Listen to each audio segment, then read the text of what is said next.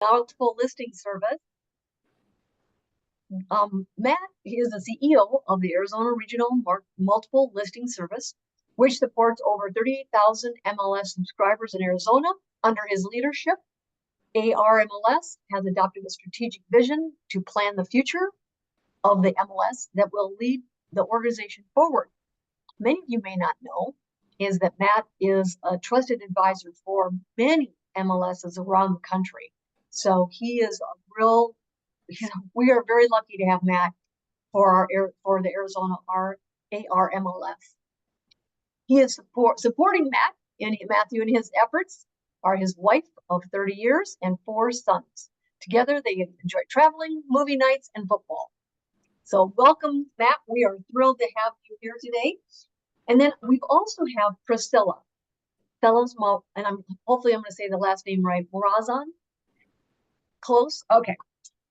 Priscilla is with Nations Lending, and I'm going to just share with you a couple of things with regards to Priscilla and what she does at Nations. She joined Nations in December of 2022 and has been working in real estate appraising since 1999.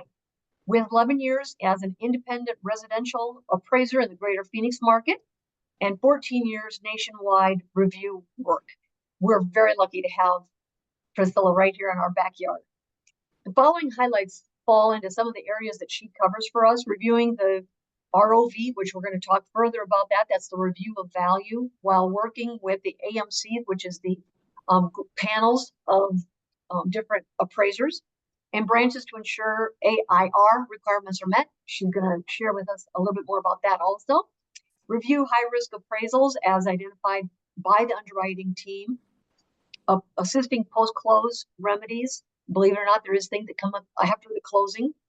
Acts as a resource for operations and sales colleagues regarding specific appraisal product requirements. Monitors appraisal performance and provides appropriate recommendations for appraisers that are non-compliant. So she really helps us make sure that everything's complete on those appraisals. She maintains her Arizona certification as a residential real estate appraiser with her FHA certification. Welcome to Priscilla. Welcome, Matt. We are thrilled to have both of you here today. Wow, have we had a year of a lot of changes. A lot of different things have been going on this year, and we're going to do our best to do a deep dive. And I'm going to start with Matt. Matt, you've probably experienced the biggest changes, both from on the MLS and with everything that's affected us with the NAR lawsuit. Can you share with us just from your perspective what you've seen as the biggest changes? Absolutely. Thank you, Stacy, and thank you for having me attend. Yeah, we've seen a lot of significant changes, mostly to policy and to certain pillars that have held up the MLS for years. But as you said, even with as much changes we've seen, there's more change ahead. We have to keep that in the front of our vision. We become complacent with this concept of change. We seem to be very interesting to lawyers and to regulators at this moment, which tells me more change is still coming. So the most significant changes I'm sure everyone's aware of, and that is through a settlement of a seller-side class action series of lawsuits, the concept of commissions have come out of the MLS. In my opinion, as I have said to others, it makes the MLS less transparent in this moment, but we still will find a way. We're a resilient and adaptive industry. We have creative folks, sometimes a little too creative, but that's okay. We try to work with them to help them understand exactly where those lines are. And the shortest concept I can give, the shortest statement I can give is, because of the settlement, you can no longer even hint at commissions or commission language within the MLS.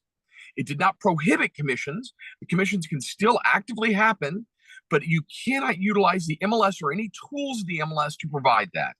So we've done a great job with education. We have a dynamic website that I encourage folks to continue to visit because we continue to refresh it and update it as we see new knowledge. And that is armls.com/settlement. And that website will always be there, in my opinion, at least for the next 5 years, 6 years, because the settlement decree we're under is a 7-year declaration. Will we change behavior at the end of that 7 years? Not if we don't want to get sued again. But I think there's dynamic change for many years in front of us that website will continue to be updated, or a companion site will be brought up, because we still have the buyer's class action lawsuit sitting out there, and we still have open investigations by the Department of Justice and the Federal Trade Commission into the national landscape. So I just think there's more ahead. Agree. Well, and then that kind of piggybacks too with, for you, Priscilla, obviously there's been changes to the MLS that have affected the information access for our appraisers. Would you speak to that a little bit so that our audience understands how that's affecting our appraisal process? Yes. First, I want to say thanks for having me. It's great to be here, Stacy, and good to meet you, Matt. I'm glad you're here, Matt, and I agree with your assessment that it makes everything a little less transparent. Having all of that information in the MLS accessible to, other agents and appraisers and anyone who is participating in the MLS really is an asset, in my opinion. The lack of that information to appraisers at this point is really where my focus is, of course. And every MLS will do it differently across the country. And so, at Nations Lending, obviously we deal with lots of different MLS systems, and with everyone doing a little differently, sometimes the information for appraisers about seller concessions will be in the MLS and sometimes it will not. And at first I was a little nervous that it would delay appraisals because they have to make contact then if it's not available in the MLS. But I haven't seen a delay in the appraisal deliveries because of that specific issue like I was concerned about. I think the agents are doing a good job of answering their phones about the seller concessions. And so the one thing, if it's not in your local MLS, the appraiser must make contact with each of the agents who were involved in the sales, not just for the subject property, but for all of the comparable properties that they're going to use in their appraisal, because they have to analyze how that impacted the value of those homes. Great point. Thank you, Priscilla. Go ahead, Matt. Yeah. Priscilla, you make a fantastic point, and here's where I'd put the emphasis on it from my seat, my perspective. Concessions survived in the legal documents, which is fantastic. The challenge is they're undefined, and there's no one willing to define them at the national level at this point, because the moment we do something with that big umbrella, it becomes a target. And so you do have 532 different ways things are being done right now, encompassing all the MLSs across the country, which is highly inefficient. I agree. 100%. It's a mess. And we can't get in front of it because we can't stand up there and put this umbrella. So my position statement has become, we need to create efficiencies as MLSs to the benefit of all of our customers, transactional agents being a huge primary customer for us, but also others that depend on this data, such as appraisals. And I have stated publicly many times that we're never going to get to one MLS across the country, nor should we. But we certainly should look at geography and try to make things more efficient in the state of Arizona.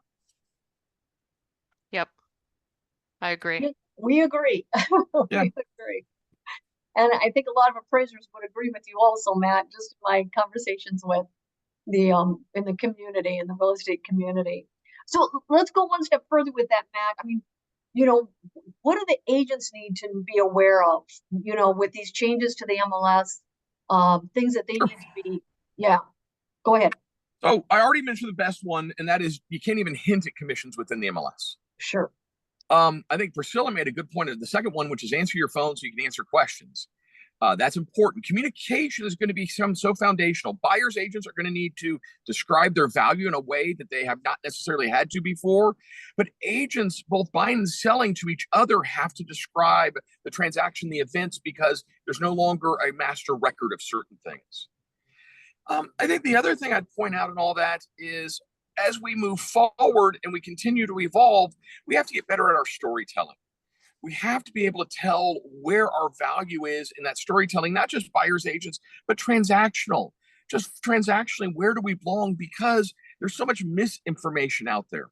And if we don't do a good job as an agent community telling the value of what our expertise brings to the transaction, the consumer is not going to believe us. They're going to believe the media, or they're going to believe the misinformation. So I had another point. I lost it in my head because I got off on that little side tangent. But those are the things that I think are most critical. Okay. Well, if it pops back, please don't hesitate to interject. Thank you.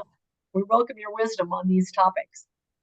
So I'm going to kind of pivot a little bit, Priscilla, and maybe you can share too with our audience.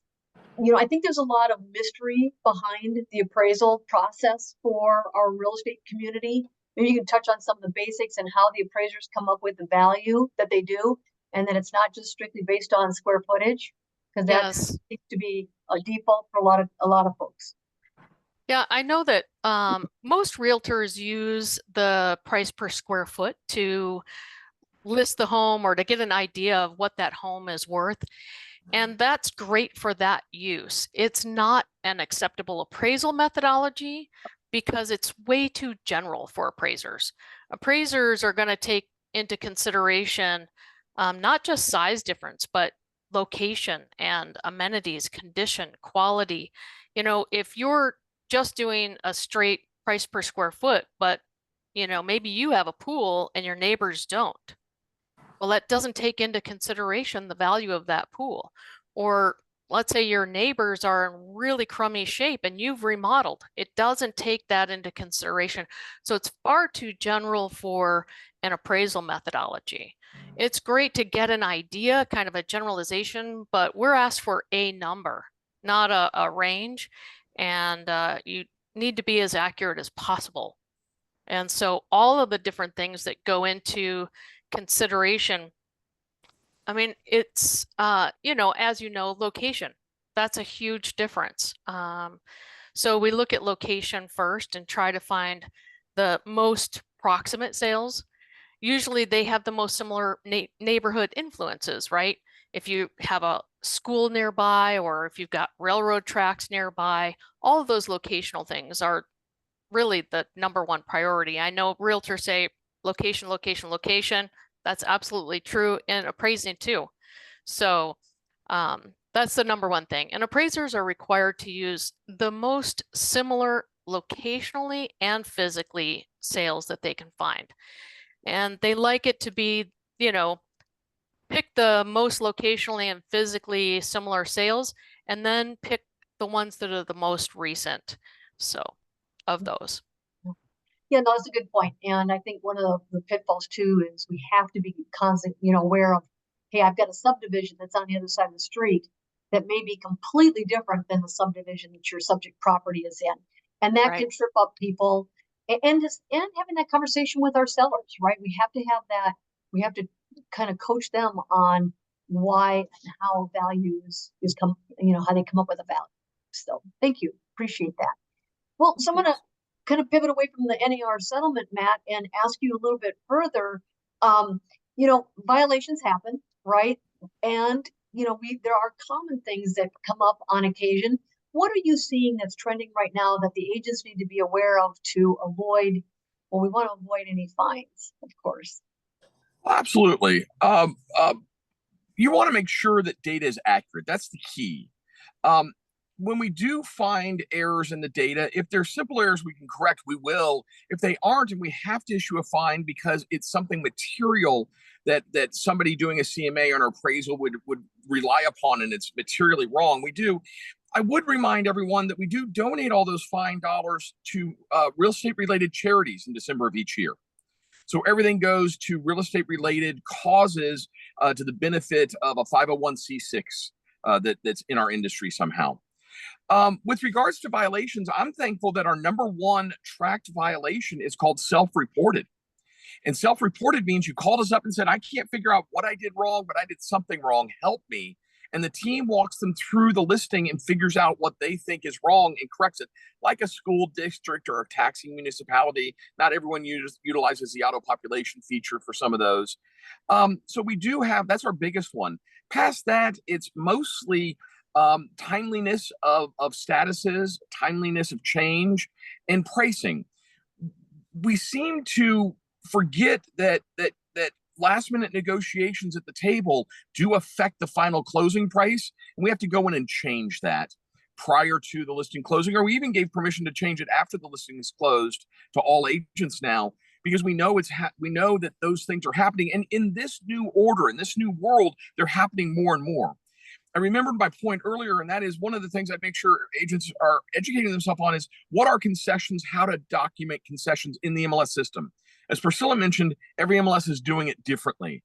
For ARMLS, we only surface concession fields once there's a meeting of the minds, once there is a contract that is in place.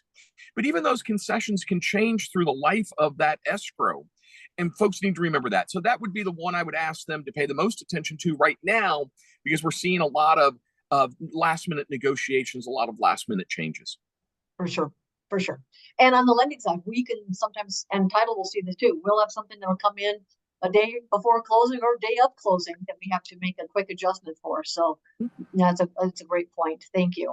Which kind of takes us now, Priscilla, to the review of value process. I know it sounds crazy, but there are some of our markets where we are seeing appraisals coming in low. That sellers have done drastic cuts in the value and their sales price to get the property moved, and it is absolutely affecting appraisals, and we need to be aware of that. Priscilla, would you talk a little bit about the review process and what you look for to take back to the appraisers, please? Yes. First, I want to just mention, you were talking about some of those things can change. The negotiations, can change the contract price or the concessions or any of those things. When you get a copy of the appraisal, I always want to urge everyone to look at page 1 first and check the contract price and the contract details. If those are incorrect, we want to get that corrected right away. So as soon as you get a copy of that appraisal, look at page 1. The second section on page 1 is contract, and look at that right away and let's get it corrected if there are any inaccuracies. Okay. So that's one of the first things I look at. It's definitely one of the things. You guys are more familiar with the contract details, so take a look at that right away. I have to go and dig out the contract and compare the two, but you already know it. You know what's transpired, so check for those inaccuracies right away. From a value perspective, we review the high risk appraisals automatically before they even get sent out. And high risk means a 4.0 and above, and the scale is 1 to 5. So it's a small scale, 1 to 5, but 4.0, you usually have flags from Fannie Mae and Freddie Mac that are for overvaluation or quality or eligibility, sometimes undervaluation, although those are kind of rare. And we look at what are those flags, and then what are the messages that come from Fannie and Freddie. From the Fannie Mae is CU and Freddie is LCA. And so they have different reports and they look at the appraisal differently. So I use both. Even if I know this one's going to go to Freddie, I'll look at the Fannie Mae report as well, so I don't miss anything, and vice versa. So I look at those messages, but I also scan for any condition items. Another thing I would have you look at right away too is scan to page 2 of the report. At the bottom it says, is this appraisal made as is, or is it made subject to any repairs or inspections? So even if it's made as is, you want to check and look at the pictures of the condition of the subject, because we've had a rash over the last several months of appraisals being made as is, and the appraiser says, well, these conditions exist, we're just going to leave it up to the lender and I'm not going to call it out as repairs. We've seen some tremendous repair items left out and the appraisal made as is. So scan the photos, look and see if there's anything concerning that, any safety, soundness, structural integrity That's what we're looking for. And this is how I always tell people, if you wouldn't let a toddler play in that area, if it's not safe for a toddler, something needs to be repaired to make that safe for a toddler. So that's it. Is it toddler safe is how I usually put it. So look at those photos and make sure that we don't have any conditions that the appraiser didn't call out, and they just made us, aware of it with the photo, but they didn't call it out and make it subject to correction of that. So make sure that the property is toddler safe. And I would say before you even order the appraisal, I urge everyone to ask the borrower, is there any renovations in process? Should we get those done before we order the appraisal? Are there any conditions, peeling paint? I'm remodeling my bathroom and it's the only bathroom in the house right now. We've pulled the toilet. Don't have the appraiser come. You don't have a functional, habitable house if you only have one bathroom and it doesn't have a toilet. So all those things, take a look at those things before you order the appraisal. And another thing along the order of the appraisal is if you know that there's going to be a consequential sale in the neighborhood. And what I mean by that is something that's either going to help support the contract price or the opposite. You want to time the appraisal, because when you order the appraisal, when that appraiser visits the property, it sets that effective date. So if that closes after the effective date, they can't use it to support the appraisal value. Okay, so keep an eye on any, prospective closings that are going to be impactful to the value. Thank you.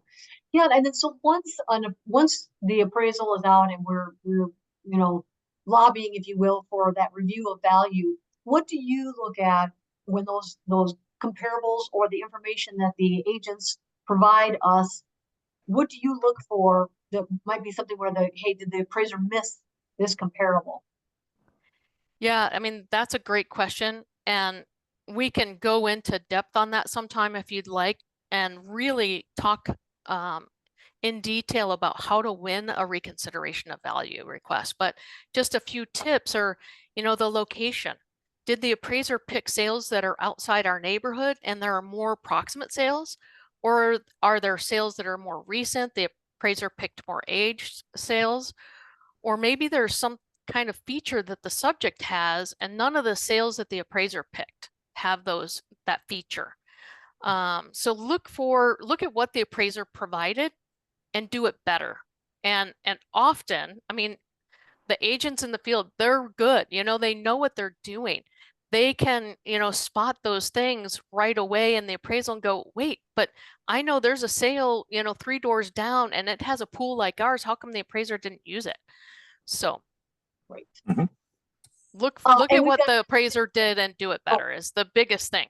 Yeah, for sure, for sure. And what I see a lot of times when we will get comparables, they're from agents that say, hey, wait a minute, this valve, they could be too old.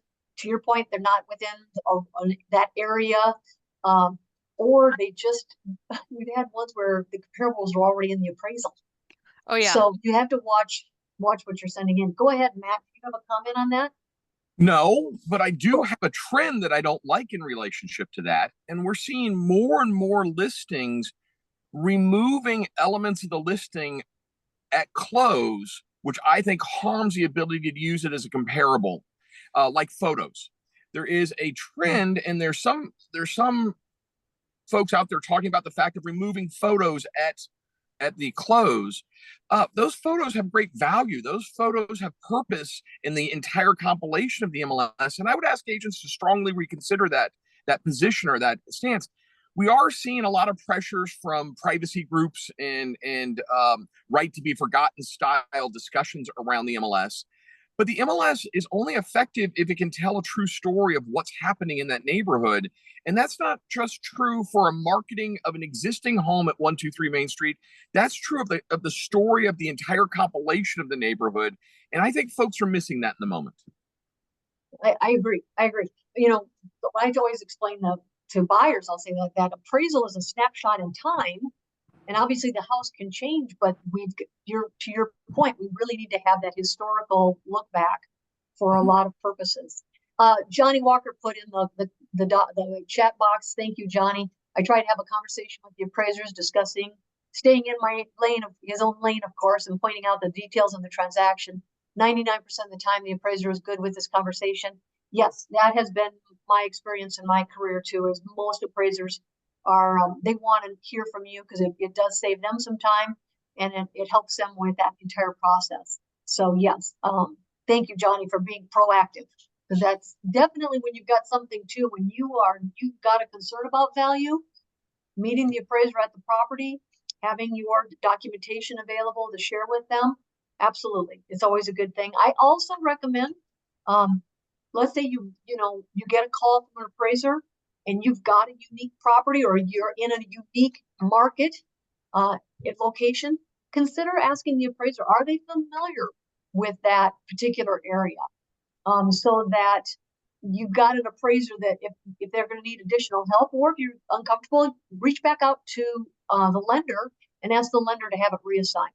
We are never offended by that. We want to make sure that we're providing that customer the top service. So please always keep that in mind. So Matt, I'm gonna kind of volley back to you a little bit. I mean, I think you're spot on. I think this is the beginning of a lot of changes coming. Is there anything that is on your radar right now that you say, hey, this is something I'm watching closely? Well, there's 100 things on my radar from the national perspective, but I think more relevant is ARMLS's thoughts on the state. So through this whole process, as we're making these massive changes to our systems and our rules and our policies, we peeled back a couple layers and started plotting some data. And when we looked at it, we just kind of tilted our head and discovered we had two challenges. The first challenge is we utilize a designation called out of area too frequently in listings. And why are agents using out of area? Because we're not natively giving them the resources in the tool to do that. And that led us to the second conclusion, which is plotting all of our listings for the last 10 years, and we are all over the state. So ARMLS is intentionally changing our data fields right now to reflect the entire state of Arizona. And we've declared that to the other 9 MLSs. We've declared that to our subscribers that we are looking from a state perspective going forward. So you will see more and more listings coming from all over the state into the ARMLS system as we strive to create the efficiencies for the brokers of having that statewide database. We've invited all the MLSs to join us in that. No one's decided to yet. We've invited data shares if that's a more comfortable relationship to pool the data together for tools like Rapid Stats and Curve View and for the density of data in our system for all the uses of it. We have not had anyone take advantage of that either yet. But we are going to continue to push that story and push that forward because it is concerning to us to have the inefficiency because we feel more and more competition is going to come into the MLS space. We feel that there are initiatives at the national level that will seek to form a single MLS for the country, which I think is unattainable, but they're trying. And I think we'll see some other regional challenges to where the data is kept and who has control of it. I think if the MLS doesn't get better at quality and customer service and providing these concept of denser, thicker, layered sets of data, they're in trouble. And I keep talking about that. ARMLS is going to do it. ARMLS is going to fix the problem. And there's probably about 10 or 12 MLSs nationally that are actively working to create more layers of data and better experiences. But there's a lot of MLSs that are fairly complacent at this point. So that's the thing that I think from the state perspective is most important. All the other stuff we probably don't get to vote on. So we should watch it, but we should be prepared to act when we get handed a document that says we're doing something differently Tuesday of next week. We did have a question popped up in the chat, Matt, in regards to, as a result of the NAR lawsuit, does it scare you that the DOJ now has their fingers directly embedded in our industry? The DOJ has been there for a while. In fact, I would, once again, Priscilla made the statement, if we're going to go on a deep dive, which is another time, I could actually grab a couple cups of coffee and spend a couple hours feeling that the DOJ's interest in us is what brought the lawsuits about. Mm. There was a DOJ symposium. A woman by the name of Jessica Drake in the summer of 2017 held an FTC DOJ symposium on the real estate industry. And I think some lawyers and some junior lawyers were in the back of that room. And that's where some of this came from. The DOJ is very active in our industry, but they have been for the last 50 years. I can point to multiple points where the DOJ has been involved. The ones they don't concern me a lot. They're somewhat reasonable. I have had conversations with them one-on-one. They do absolutely get a lot of things wrong. They don't understand the transaction much, and they don't understand the need for transparency post-transaction to the benefit of appraisals and other things. So that concerns me. But they have no rulemaking authority. They can only take statutes that are on the books and apply them. The FTC is who should concern us more, the Federal Trade Commission, because they have the ability to have rulemaking authority and make changes based upon what's in the best interest of the consumer. And they're very interested in a lawsuit going on in New York where they feel the MLS may not be a pro-competitive environment. And what they're absolutely getting wrong is the New York RIBNY, the New York Real Estate Exchange, is not what I do or what the other MLSs in the state do. It's a very different environment. And they're trying to apply that logic across the board. And we're doing our best to get in front of them and educating them on why that's an unsound decision. You can't take a 1960s car and compare it to a vehicle of today and have anything that comes out right. Good point. Thank you for the question, Johnny. I think that a lot of people, that kind of question or inquiry comes up quite a bit. Like, wow, what are we in store for? Well, we don't have any other questions left. Is there anything, Priscilla, Matt, that you would like to share with us that we left, any rocks we left unturned? Go ahead, Matt. We've said it already, but it's worth repeating, and that is change is continuing to be in front of us. We are going to face more change. We have to accept that. And we are a resilient and resourceful industry made up of some really great creative people. I think the bad actors, we need to call them out, and we need to be more accountable to making sure everyone is fulfilling their professional duties. But I find that more folks say, let's do that and let's go get them and let's do it right, than anyone who would detract from that. We are in 2024. 2021 was the first year I did not get a phone call for somebody in the population asking me to print books again, to bring the books back. So we're 3 years post books. I am thankful that I've only had a handful of folks saying, bring back the commissions. I can't, it's out of my hands. But I think we have to continue to evolve our mindset to know that how we did it 4 years ago is not going to accomplish success with the consumer tomorrow. And I would emphasize the consumer has more rights and more voice and more understanding of our industry now than they have in my entire 20 plus years of doing this. And although some of their news comes from TikTok and it's wrong, it's our job to tell our story better so they understand it from us. That's my emphasis at this moment with agents and brokers. The great ones, I think there's great opportunities. The ones who have decided not to be great, I think there's an avalanche coming for you. Yeah, and I'm seeing that too with a lot of, change is always hard. Mortgage industry went through a lot of changes with Dodd-Frank and the creation of CFPB. And so we've been wrestling with that, right? And that additional oversight. And to your point, Matt, it's kind of like, it's something you have to get used to, because it's, the changes are continuing to come. Even we see it, Priscilla, on the appraisal side, the agency side, what their requirements are, and the changes to even what is allowed, what we used to be able to do even just 3 months ago on a loan, and what we can do today. So it's important that you partner with people, title, your home inspect, home warranty. Make sure you're partnering with people that are staying current on the changes, and having those strong partnerships. Priscilla, is there anything left that you'd like to share with us this morning? Yeah, actually a couple things, but first I want to just touch on the home inspection. as an appraiser, I always suggest that everyone gets a home inspection.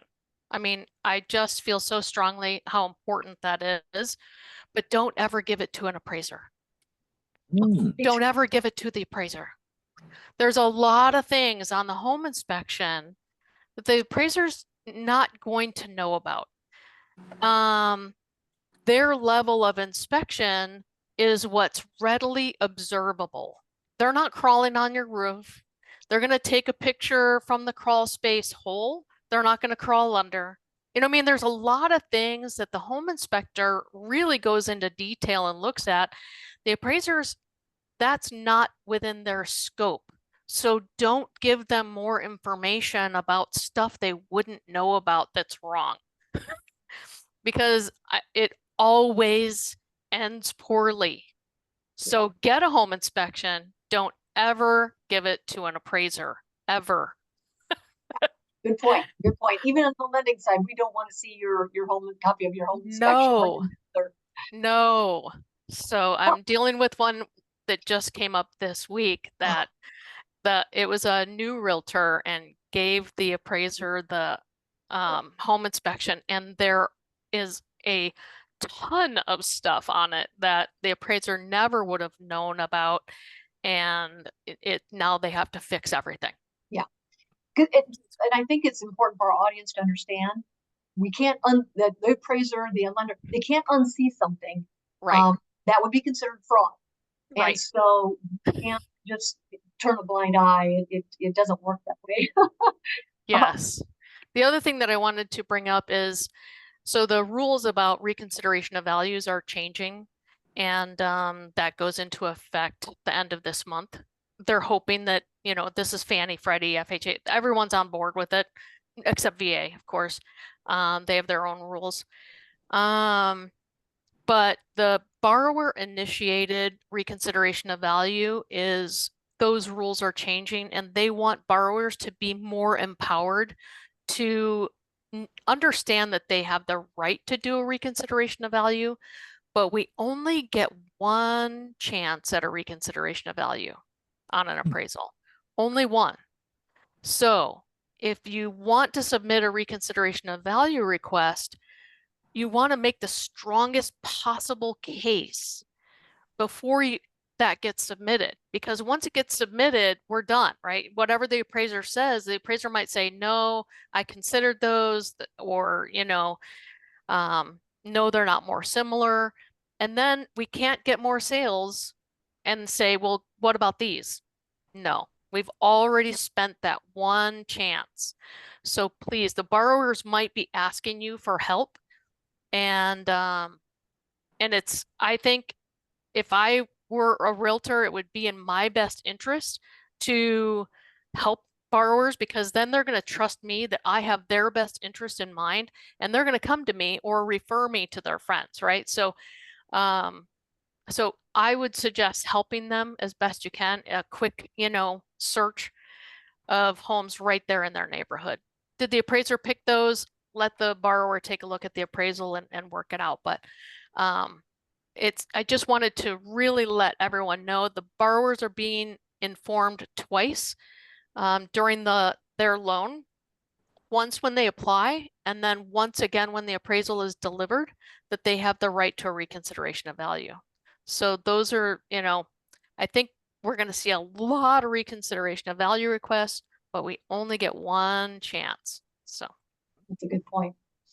Matt came up in the question box, the chat box. Do you think with this being our new normal, will we see more people getting out of the business? Are we seeing that happening where people are not renewing their ARMLS subscriptions? I'm very candid and transparent about that. We are on a 3% downturn right now. As I compare year over year numbers, this started a year ago, 11 months ago. This has not started last month, but we have seen a trend for the last 11 months, the last 11 cycles, of about a 3% downtrend. We're seeing the churn happening the same, new agents coming in, agents going out, but our total overall population is down 3% year over year. And that's not compounding each month. That's a consistent glide in that. So whereas this time last year, I might have said we had 40,000 subscribers, we have 38,000 subscribers right now. But that number always has a fluctuation. And I blame the market conditions more than I blame the legal actions. We still have new agents coming in. They didn't know commissions were there before. So they're just learning their new way, and they're doing their thing and how they communicate with buyers and sellers. They have forms to help them with those things. But I do think NAR has some challenges in front of them. I think the Realtor Association brand has some challenges in front of them. I don't think they're on top of that communication and that challenge at this moment. I think there's some more things coming. Just yesterday, the Chief Member Experience Officer and Chief Legal Officer, Katie Johnson, announced that she was leaving this week. And it's the departure of key personnel. Some people might applaud key personnel leaving because it is time for change, but at the same time, they take a lot of knowledge and a lot of history with them. So we have to be cautious as we go forward. We are 100% owned by realtor associations, but we are not 100% realtor in our MLS. We do have MLS only subscribers. We don't see a lot of them, but there are some. I think the biggest trend is we may see an uptick in those, but that's yet to be seen. I believe membership is healthy when there's more transactions happening than we see today. So I'm not happy about membership because I don't think it's healthy because the volume of transactions is not there. Well, good. All right. Well, we may be tapping your shoulders next year to get updates on what's happening because it sounds like we've got a lot of changes coming. And want to take this opportunity to thank Matt and Priscilla for joining us today and taking time out of your schedules. We appreciate it. This is recorded and it will be put up on YouTube. We have a lot of people who come in after the event and watch the recordings, which is great. We love getting the information out and having people have access to that information. But again, thank you both for your time today. And with that, thank you to our sponsors, both Advantage Home Inspection, Over Public Home Protection, Landmark Title, and Nations Lending. And join us again. We'll be planning our next one for later this year and with an economist this time to update on what we should look forward to in 2025. Have a great day, everyone. Thank you.